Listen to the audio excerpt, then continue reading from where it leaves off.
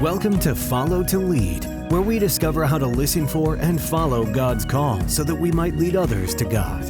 Our shared stories of inspiration from religious leaders and those active in the educational ministry of the church can help you know better how God is calling you and the role passionate Catholic education plays in spreading His message of faith, hope, and love. Now please welcome the hosts of Follow to Lead, Father Randy Sly and Kyle Pietrantonio. In the name of the Father, and of the Son, and of the Holy Spirit. Amen. Christ the teacher, teach us to listen.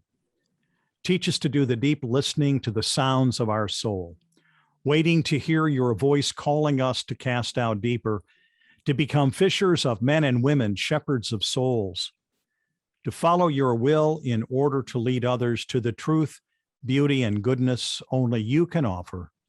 Amen. In the name of the Father, and of the Son, and of the Holy Spirit. Amen. Amen.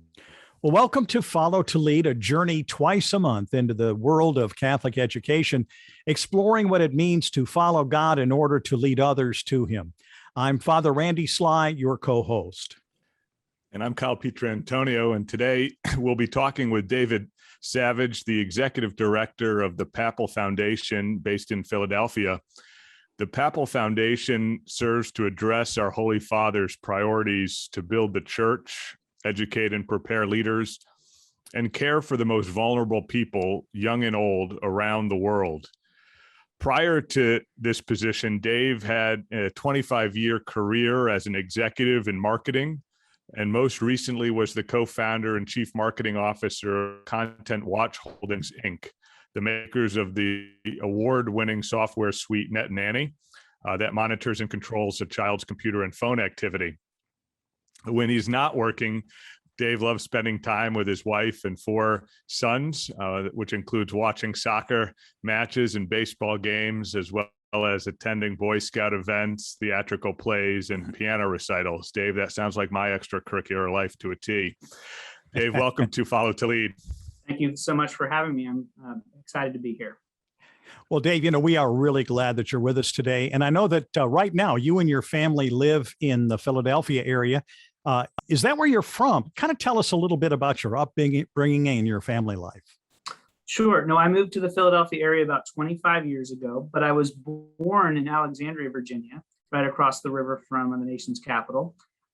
Grew up most of my years in a town called Chantilly in western Fairfax County near Dulles Airport. Went to school at Chantilly High School, and then after just a year in the Bronx at Fordham University, went to the University of Virginia, which is where I graduated from. But grew up baptized Catholic. My dad Catholic, my mother's Episcopalian, and they divorced when I was 5 years old. So for many years, I was shuttling back and forth between Catholic Mass and Episcopal services, depending which parent I was with. And so as a child, they seemed very similar to me. And it wasn't until I was older that I actually understood the difference. But really, when I moved in with my father, my mother's a musical theater actress, and she moved to New York City to pursue her career. My dad was a lifelong educator in Fairfax County Public Schools. And when I moved in with him starting in my 5th grade year, that's when my faith really started to grow, just participating in youth choir and Catholic youth organization, CYO, through high school and from there. So that's sort of some of the beginnings in Virginia. Oh, that's interesting. I lived in Potomac Falls, which is a part of Sterling, for 17 years before coming out here to Kansas City. So I know the Chantilly area well. Were you at St. Timothy's? I was. St. Timothy's was my parish. Yeah. Very happy time. As I said, CYO, and just some great priests, leaders, pastors there, and just a great commitment to the youth of that parish. So, and that it's exploded, I think, even since I was there in the late 70s and early to mid 80s, but just nothing but fond memories from that time. Dave, before making this pivot in your new role as executive director of the Papal Foundation, you had this extensive career in direct response marketing right after college. if our listeners or viewers are like me, they'll probably ask, what is direct response marketing? And tell us a little bit about your extensive career in that space. Sure. So out of college, I went to work for a PR firm that was based in New York City and Los Angeles, and I worked in both towns. And two of my clients, one was what was known as an infomercial marketing company, Got the Ranker, which many people would come to know later as marketing the Proactive line of skincare. But they had a variety of products and celebrities that they worked with. And one was Anthony Robbins, who was a motivational speaker and author, a best-selling, well-known motivational speaker and author. And so I represented both of them in public relations and press. And so at a very early age, I got a lot of experience working with the media and working with individuals and companies that were involved in direct response marketing. And direct response marketing for me was mostly television.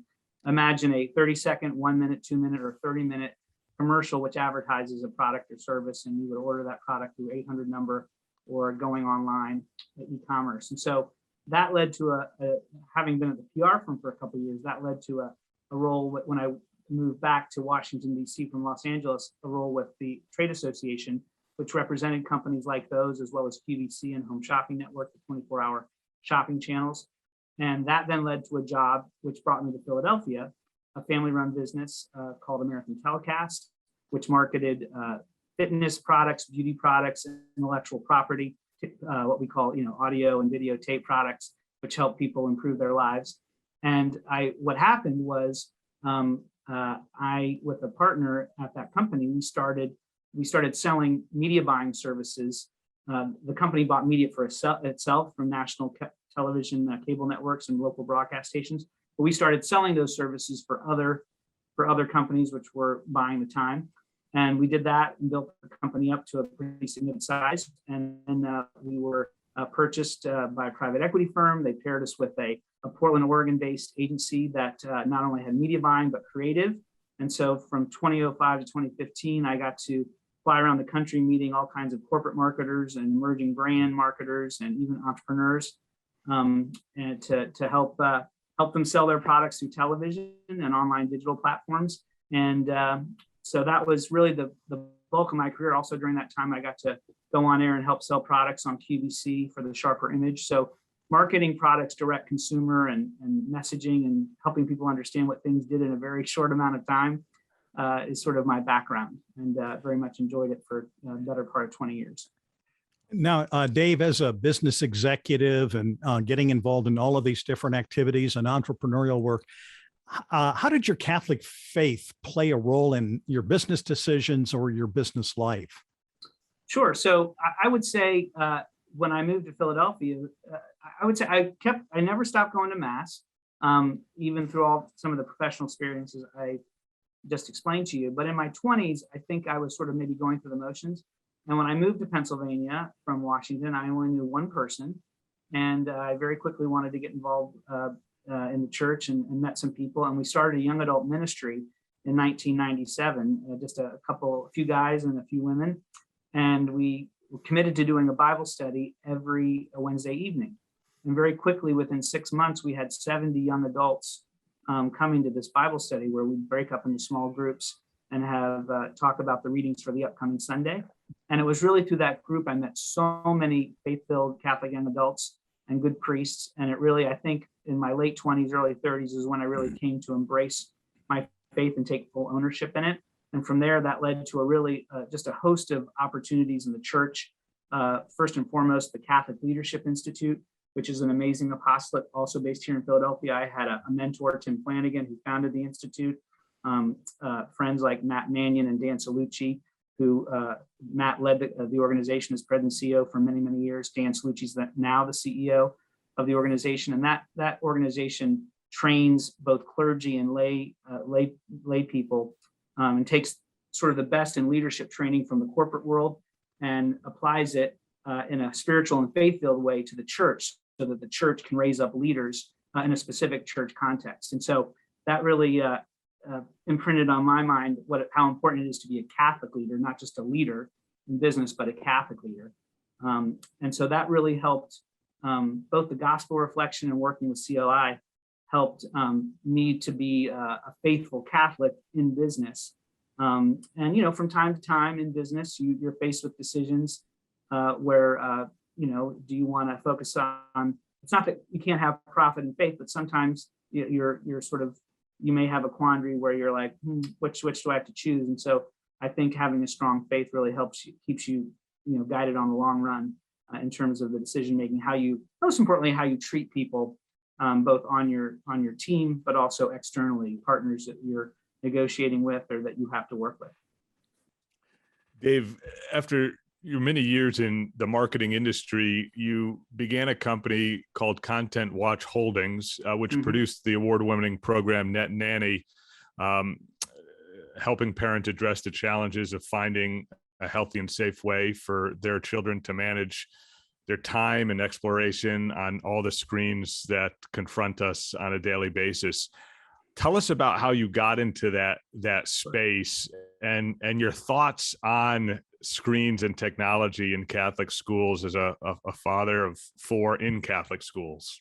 Sure. Well, so I had been in the ad agency business for 20 years. I had married my wife, Kim, in the year 2005. And we had 4 boys very quickly.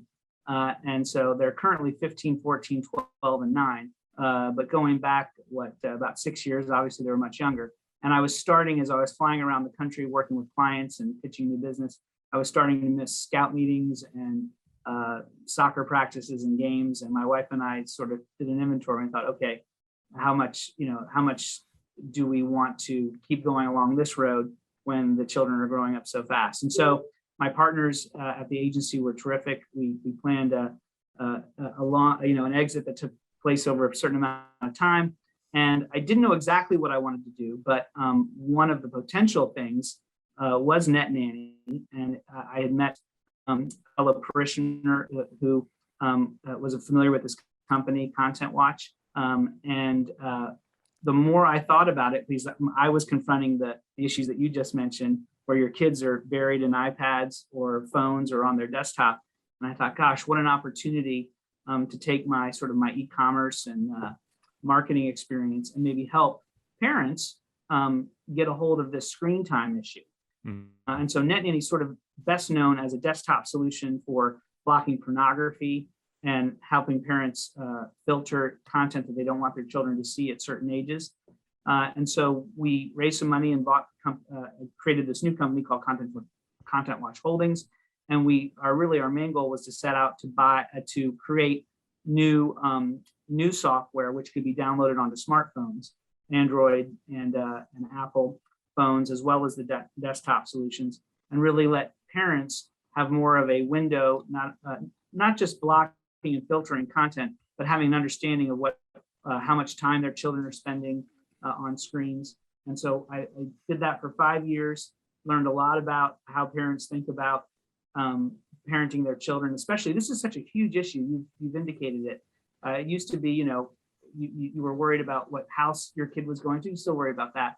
But now when you hand a child a device, an iPad or a phone, many increasingly at age 9 and 10, like as their own phone as opposed to just a family iPad, you're really handing them access to so much. And so it's really incumbent upon, I believe, as parents, that you take an active role in from a parenting perspective in what they're seeing, what they're researching, what they're doing, who they're talking to, because it can be very dangerous in the online world.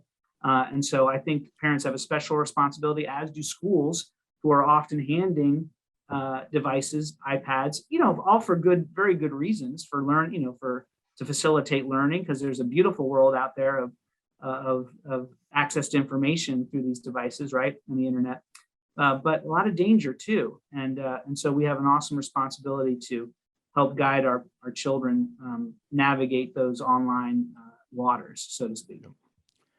What about Catholic schools, Dave? I know you've got kids in Catholic schools, and just from being, down in the trenches, both Kyle and I serving in schools, are there ways that you would suggest schools to better address the area of technology? Because as you said, technology is an ally, but it also can produce some really disastrous results as well. Sure. Well, I think it's a complex issue, right? Because schools have different capabilities as it regards to technology, depending on budgets and just help, not only from professionals, but from parent volunteers. And so I really think it's not one size fits all. But just, a couple of pointers I would suggest is, A, be actively aware of this issue. I think most educators are, but it's really about having just like any parenting or a teacher-student relationship topic. It's about having a conversation and a dialogue and being aware of what kids are, how they're living today. And I think sometimes it may be that certain teachers aren't even aware if they don't have young children, of what the reality is nowadays for these devices being so, if they're not coming into them at schools, but they're so prevalent in the child's life because the parents either handing them or I know in my case, my children are desperate to have it because it's where they find their friends, online playing games or and some of these things, whether it's, again, can be very productive in terms of creativity and learning and teamwork, whether it's Roblox or some, other popular platforms. But you really have to have a conversation, be aware of it, and then understand the pitfalls so that you can protect folks. But, schools, in my experience, at least in the schools my children are in, the technology is embraced at a whole variety of levels. And you just have to make sure that embrace includes guardrails and safeguards to help protect the children. It's not only their consumption, but what they're seeing. And I would say the one last thing I would say is get parents involved. The schools can get parents involved because so many parents, at least in my experience, are very tech savvy, maybe even in technology as profession, and they can help the school figure out what the best strategy is for providing good experiences for the kids. All right, Dave. So you have all of this for-profit experience in largely around the marketing space, and then the Papal Foundation happens to you. Tell us about how that pivot in your kind of vocational journey all came about. Sure. Well, essentially, what happened was Net Nanny. We at the very end of last year, and then into the beginning of this year, the company was sold to a UK-based company, which had a complimentary set of parenting features. And so I knew that was happening. It was sort of a slow roll when it happened. And so I had the opportunity to think about, sort of even before I was done there, what I wanted to do next. I'm 53 years old. I feel like my career is nowhere near over, and a lot of things excite me. And so I actually, the way Papal Foundation came to be is I wrote a note to a person who had served on the board at Catholic Leadership Institute with many years ago. And she's very connected in the church, and I respect her enormously. And I said, look, I'm trying to think about what I can do either in business or maybe in helping the church. I'd always been a volunteer in the church. What could I sink my teeth into? And she had a bunch of ideas for me. But one idea that she suggested, she called me back after our initial conversation a few days later, and she goes, I really think you need to look at the Papal Foundation. My husband was they're both stewards of St. Peter, and I'll explain what that means in a few minutes when we discuss the Papal Foundation a little bit more. But she said, look at this opportunity, and I did. And the more I knew a few people who were involved, both on the staff and both on the volunteer leadership perspective. I knew of the organization and knew of the people. So it already was credible to me for so many reasons. And the more I wasn't exactly sure I wanted to get into the nonprofit world, but the more I learned about the opportunity, and more importantly, the more I prayed about it, the more I really tried to listen to what God may be saying about what was right for me at this time in my life, the more I sort of concluded that this would be a really great place for me, to your point, Father, maybe to take the experience that I've gained in the business world and match it with my passion for the church and what the church does so well, which is help the poor and the vulnerable. And so the more I thought about and prayed about it, I got excited about it. And luckily for me, the board, the selection committee and the board also thought would be a good match. So that's how it came about. And really, that was just a few months ago. I've been here at the Papal Foundation since July 12th. And so you're talking to me as a very new person on the job. Well, the Papal Foundation is something that I know many of our viewers and listeners may not be aware of all that it does. So can you kind of give us a little bit of an overview of the organization? Sure. And I can approach it from a bunch of angles, but the best way to explain it, I think, is to first say that since its inception in 1988, since then, the Papal Foundation has distributed around the world $200 million in grants and scholarships. So on the grant side, more than 2,100 projects around the world, mostly in developing nations, have received grants from the Papal Foundation. And when we talk about grants, we're talking about specifically building, in whole or in part, building schools, building churches, building hospitals, providing humanitarian aid, providing technology to help schools do better, but also to build radio stations which help evangelize. And this is mostly to developing nations. So just for instance, and we've been highlighting these in the last few weeks, helping build houses in the Philippines for 30 different families, helping the missionaries of charity in Chad, teach and house and feed children. And so each project typically, and I'd like to explain to you how the process works, but again, at a high level, in addition to the grants, there's also a scholarship fund element to the foundation, the St. John Paul II Scholarship Fund. And what that's done in the last 30 years is help more than 1,500 clergy, religious, and lay people study at the pontifical universities in Rome. So more than $12 million in scholarships for leaders in the church to follow their studies in Rome, and then they take back their education to their home diocese. So that's sort of the grants and the scholarships make up the impact that the foundation makes.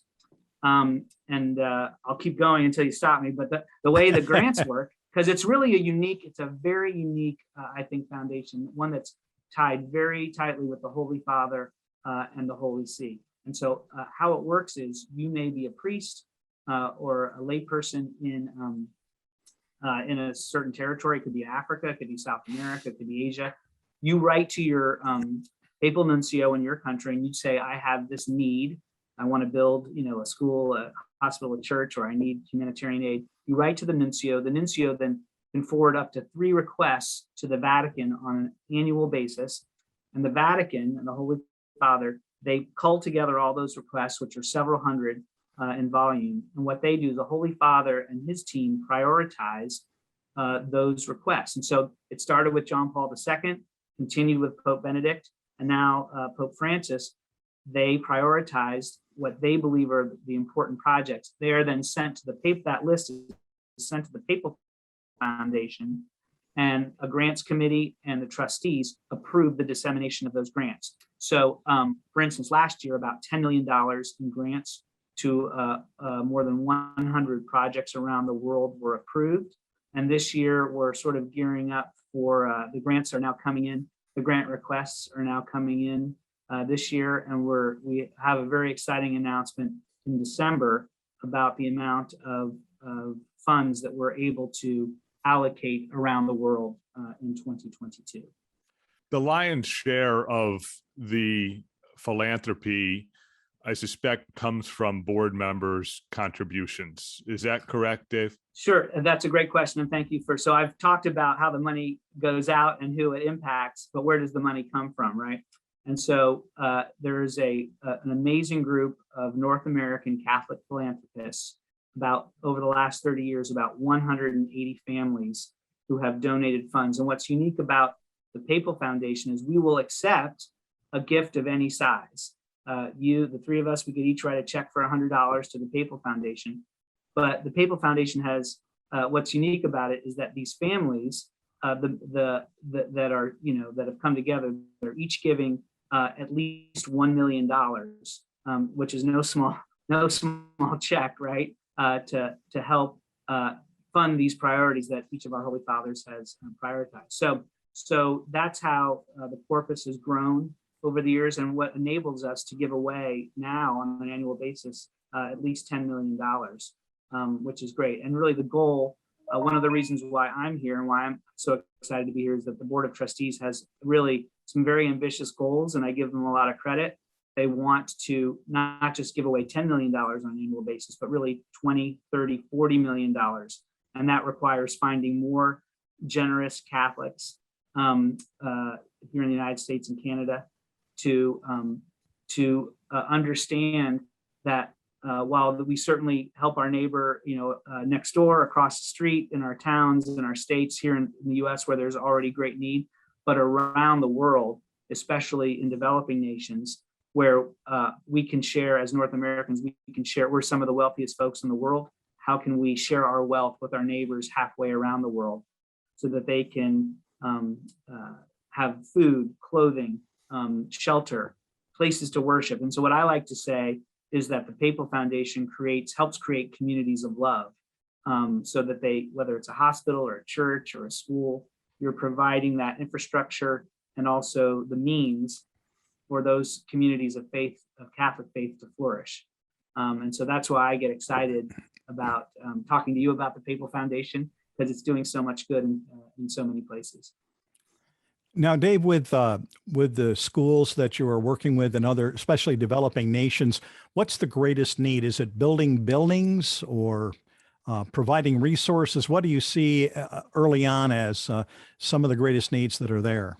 Yeah, so the disclaimer for me would be is I'm just about to enter into my first grant making process, but certainly from talking to the staff and talking to stewards here, it really is, I would say, the helping create those physical structures which allow you to do so much, right? So it is either in part or in whole helping build those churches and those schools where the Catholic faith, people can experience them in a safe and efficient and comfortable environment that as Americans we all feel, right? We sort of take for granted our parishes, our schools, and our hospitals, but in places around the world, you can't necessarily take that for granted. And so to be able to provide, it's amazing how the American dollar can get,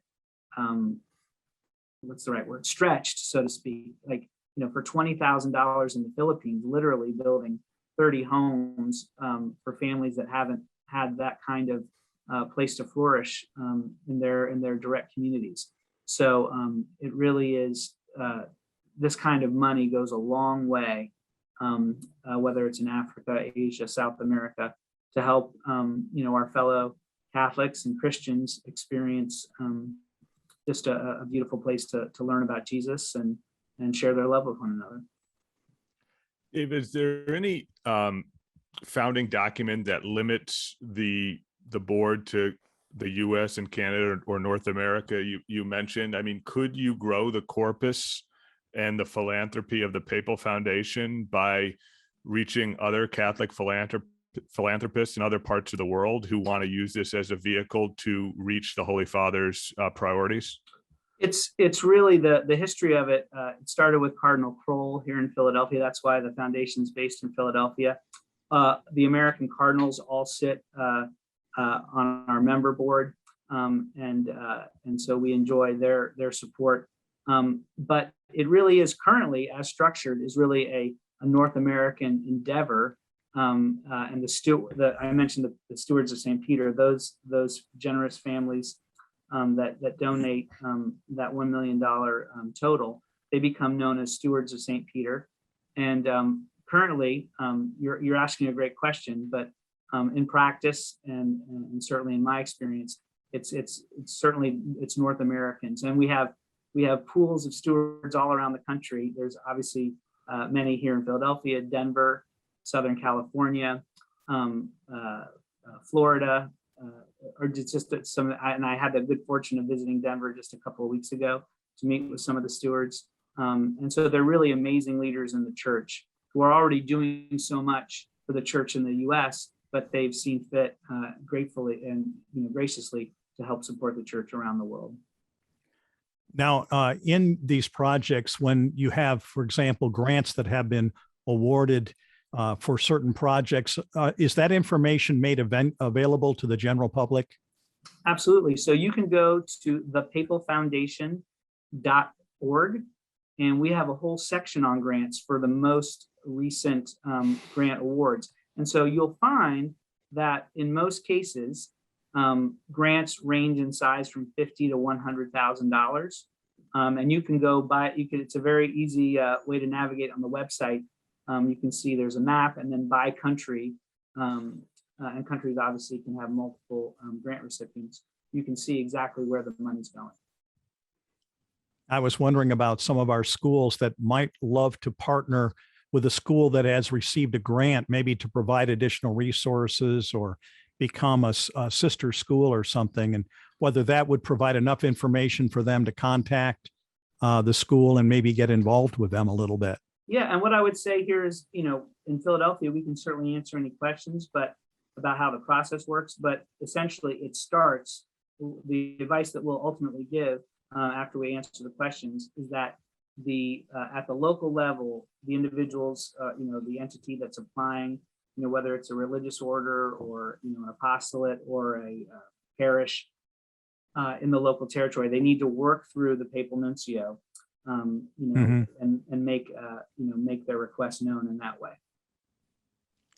And so it really is special in the way that it's working with the church. I mean, there are many great Catholic philanthropists that may work directly with an organization in Africa or South America, but this is a way to ensure that what matters to the Holy Father the most is those monies are going to those needs specifically. In addition to what you've been doing here at the Papal Foundation, I know over the years that you've been involved in such things, as you said before, the Catholic Leadership Institute. You also have been involved with the Theology of the Body Institute, as well as the Fellowship of Catholic University Students, Sisters of Life, Generation Life. And so you've offered yourself in a number of ways voluntarily to ministries and apostolates of the church. What currently are you doing in addition to your work there at the Papal Foundation? Sure. Well, very, very proud of my involvement with Catholic Leadership Institute and Theology of the Body Institute and Foundation. I would say since I've come on board here at the Papal Foundation, it's really my priority. And so I'm trying to back away a little bit, from the national organizations that I've volunteered for and helped in the past. But I would say in addition to the Papal Foundation, I'm really trying to keep it focused, since that's my national and international priority now, in my workday, really trying to focus on my local parish and schools and my family. So at the parish level, I'm a Eucharistic minister. I just within the last couple of years rediscovered the joy of taking communion to the homebound. And so I'm introducing my children to that, which is beautiful. I love that. At my kids' elementary school, with COVID and everything, we have a safety and a health and safety committee, and that requires, as you can imagine, a lot of time and energy to make sure the kids and the teachers and the staff at the school are safe. So I've been very involved with that in the last year or so. And then with the parish, I mentioned the Eucharistic ministering, but there's all kinds of tithing committees and different endeavors.